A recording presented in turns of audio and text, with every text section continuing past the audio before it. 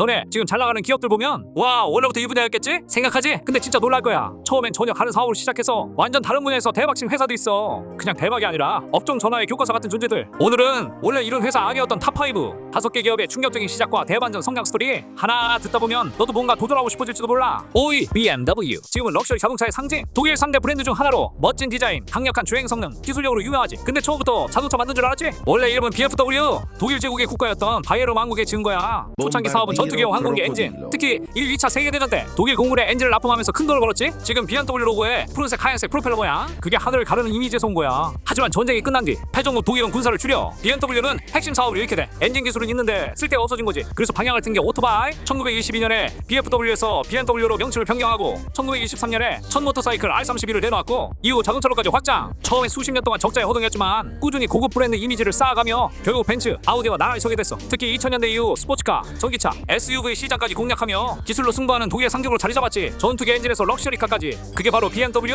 4위 삼성. 한국하면 제일 먼저 떠오르는 이름. 반도체, 스마트폰, 가전, 건설 거의 안 하는 게 없는 그룹이지. 근데 이 시작 완전 다르다? 1938년 이병철 창업자가 대구에서 만든 삼성상회. 당시 사온, 설탕, 건어물, 말린 생선 같은 식품을 중국에 수출하는 작은 무역상이었어. 이름 삼성은 세계의 별이란 뜻으로 크고 밝고 영원하라는 의미였대. 하지만 이때까지만 해도 전자랑은 아무 상관없었지. 해방 이후 삼성은 섬유, 설탕, 제분, 보험, 부동산까지 사업을 넓혀갔어. 전자 쪽으로 눈을 돌린 건 1969년 일본 샤프에서 기술을 들여와 흑백 TV를 만들면서 시작. 반도체 사업에 본격 진출한 건 1980년대 초. 삼성이 반도체? 돈 낭비지. 이건 비웃음도 많았어. 하지만 메모리 드램 투자에 올인한 끝에 90년대 후반 세계 1위를 차지했지. 그 후 프리폰, 스마트폰, 파운드리까지 확장하며 글로벌 IT 강자로 자리 잡았어. 삼성이 진짜 대단한 점은 처음부터 뭘 잘해서가 아니라 과감한 투자, 실패에도 밀어붙이는 뚝심으로 전화에 성공했다는 거야. 처음엔 설탕 장사, 지금은 세계 반도체 시장을 쥔 강자. 그게 바로 삼성이야. 3위 닌텐도 하면 떠오르는 거 마리오, 젤다, 포켓몬 같은 게임들. 근데 너 이거 알았어? 원래 닌텐도는 게임 회사가 아니라 화투, 트로프카드 제조업체였어. 1889년 일본 교토에서 설립된 닌텐도는 처음 80년 가까이 카드 사업만 했어. 심지어 카드도 일본 도박 규제 때문에 오락용 화투 같은 틈새 시장을 파고들어야 했지. 전자게임 쪽으로 눈을 돌린 건 1970년대 해외 아케이드 게임 열풍 덕분이었어. 닌텐도는 게임보이, 페미컴, 슈퍼 페미컴, 닌텐도 64, 닌텐도 위,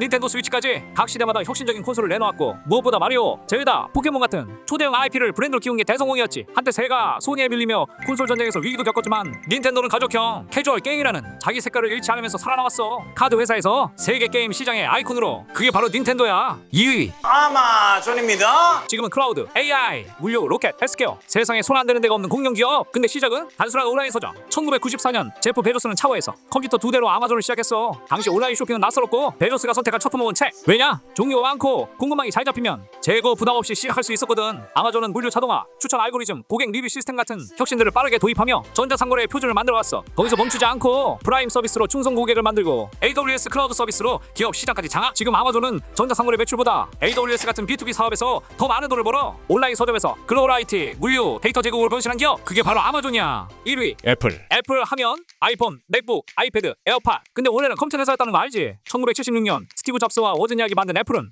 애플1, 애플2 같은 조립형 컴퓨터로 개인용 PC 시장을 열었어. 특히 맥킨토시는 그래픽 사용자 인터페이스를 처음 도입해 혁신의 아이콘이었지. 하지만 90년대 들어 마이크로소프트 윈도우에 시장을 뺏기며 애플은 몰락의 길을 걸었어. 심지어 창업자 잡스도 쫓겨났지. 그러다 1997년 잡스가 복귀하면서 반전이 시작돼. 아이맥, 아이팟, 아이튠즈, 아이폰 연속 히트로 애플은 단순한 컴퓨터 회사를 넘어서 플랫폼 콘텐츠, 하드웨어, 소프트웨어가 통합된 생태계 기업으로 변신했어. 지금 애플이 벌어들이는 돈의 상당수는 단순히 기계를 팔아서가 아니라 앱스토어, 애플뮤직 구독 서비스 같은 플랫폼에서 나와 컴퓨터 회사에서 모바일 혁신 기업. 그게 바로 애플이야. 이렇게 대기업들도 원래부터 잘했던 거 아니야. 완전히 다른 분야에서 시작해서 실패도 하고 도전도 하고 과감히 방향을 틀어서 지금의 거대한 제국을 만든 거지. 중요한 건 하나의 성공이 아니라 상황에 맞춰 계속 변화하는 힘이야. 너라면 이런 전환 가능하겠어? 다음에도 더 충격적이고 흥미진진한 기업 탄생 성장 스토리로 돌아올게. 구독, 좋아요, 알지? 꼭 눌러줘.